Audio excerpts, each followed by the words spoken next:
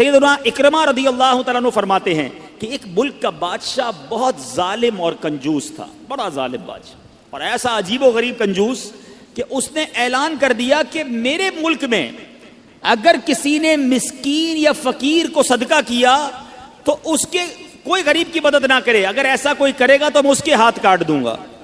یعنی خود غریب کی مدد بھی نہیں کرنی اور پورے ملک میں بھی کوئی غریب کی مدد نہ کرے۔ بڑا عجیب و غریب اعلان تھا۔ اچھا جناب، اب ایک خاتون تھی، لوگ تو خوف سے ڈر گئے تھے، کوئی صدقہ نہیں دے رہا تھا، کوئی خیرات نہیں دے رہا تھا۔ ایک دن فقیر مجبور ہو کر ایک عورت کے پاس آیا اور کہا مجھے اللہ کی راہ میں کچھ دو، میں بہت بھوکا ہوں، کھانے کے لیے کچھ نہیں۔ وہ عورت نے بھی بادشاہ کا اعلان سنا ہوا تھا، وہ بھی ڈری ہوئی تھی، اس نے بھی صدقہ دینے سے اس نے سوچا کہ صدقہ دوں گی تو میرے بھی ہاتھ کٹ جائیں گے۔ فقیر نے کہا مجھے اللہ عز و جل کی رضا کی خاطر کچھ تو کھانے کو دے دو۔ وہ التجا کرتا رہا، آخر اس عورت کے دل میں رحم آ گیا، اس عورت نے اس فقیر کو صدقہ دے دیا، کھانے کو دے دیا۔ اب 2 روٹیاں دی اسے کھانے کو، فقیر روٹیاں لے کر دعائیں دیتا ہوا چلا گیا۔ بادشاہ کو پتہ چل گیا کہ ملک میں ایک ایسی عورت ہے جس نے کسی فقیر کو صدقہ دیا۔ اس نے اپنے بندے بھیجے اور اس خدا ترس رحم دل عورت کے دونوں ہاتھ کاٹ دیے گئے، اس کے دونوں ہاتھ کٹ گئے۔ اب میٹھے اسلامی بھائیوں، کچھ عرصے کے بعد بادشاہ نے اپنی والدہ سے کہا کہ مجھے اپنی مملکت کی سب سے حسین لڑکی سے شادی کرنی ہے۔ اس کی ماں نے جب معلومات کروائی تو پتہ چلا پورے ملک میں ایک لڑکی سب سے زیادہ حسین ہے، مگر اس میں ایک خامی یہ ہے کہ اس کے دونوں ہاتھ نہیں ہیں۔ اس نے بادشاہ سے کہا، بادشاہ نے لڑکی کو دیکھا، اسے پسند آئی، اس سے شادی کر لی اور وہ عورت اب ملکہ بن گئی۔ جس نے 2 روٹیاں صدقہ کی، ہاتھ کٹ گئے، اب وہ بادشاہ کی زوجہ بن گئی۔ بڑی زندگی آرام سے گزرنے لگی، مگر ایک اور امتحان اس کی زندگی میں باقی تھا۔ پھر کیا ہوا کہ کیونکہ اور بھی اس کی بیویاں تھیں بادشاہ کی، نئی نویلی دلہن کے ساتھ بادشاہ بہت وقت گزارتا، بڑی نوازشات کرتا، دوسری جو بیویاں تھیں وہ حسد کرتی تھیں۔ ایک مرتبہ بادشاہ طویل عرصے کے لیے ملک سے باہر گیا تو بادشاہ کی بیویوں کو اچھا موقع ملا، انہوں نے بادشاہ کو خط میں لکھا کہ تمہارے پیچھے تمہاری جو بیوی ہے، نئی دلہن جو ہے، وہ برے کام کرتی ہے، اس کا کردار اچھا نہیں۔ بادشاہ نے بغیر کسی تحقیق کے حکم دے دیا کہ میری بیوی کو اٹھایا جائے اور جنگل میں پھینک دیا جائے، محل سے نکال کر جنگل میں پھینک دو۔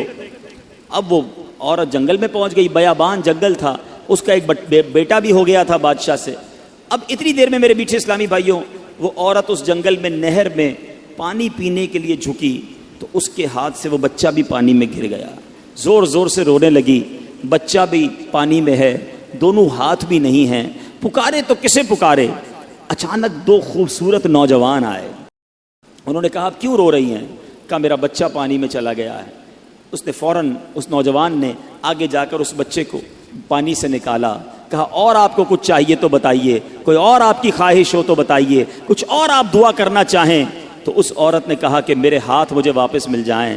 ان نوجوانوں نے دعا کی، اللہ تعالیٰ نے دونوں ہاتھ بھی اسے واپس کر دیے۔ اب ان نوجوانوں نے اس عورت کو کہا کہ آپ جانتی ہیں ہم کون ہیں، ہم دونوں کون ہیں؟ تو عورت نے کہا میں تو نہیں جانتی، البتہ یہ معلوم ہے آپ کی برکت سے میرا بچہ بھی مل گیا، میرے ہاتھ بھی واپس آ گئے۔ وہ 2 نوجوان کہتے ہیں ہم تیری وہی 2 روٹیاں ہیں جو تو نے غریب سائل کو دی تھی۔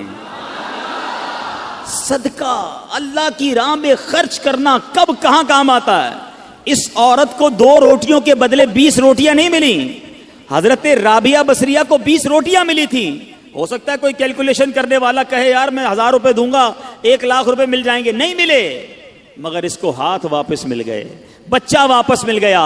کیا معلوم مجھ پر اور آپ پر کوئی بلا آنے والی ہو، کوئی مصیبت آنے والی ہو، کوئی بیماری آنے والی ہو، اگر اللہ کی راہ میں صدقہ دیں، کسی غریب کی مدد کریں اور اس کے دل سے دعا نکلے اور اللہ کریم ہم سے وہ مصیبت کو ٹال دے تو اے میرے میٹھے اسلامی بھائیوں، مدنی چینل کے ناظرین، بعض اوقات جب صدقہ اور خیرات کی بات آتی ہے تو بعض لوگوں کے ذہنوں میں یہ بات آتی ہے میں تو خود غریب ہوں، میں تو خود پریشان ہوں، میں تو خود نوکری کرتا ہوں، میں تو خود کرائے کے گھر میں رہتا ہوں، ارے میں صدقہ اور خیرات کیسے دوں؟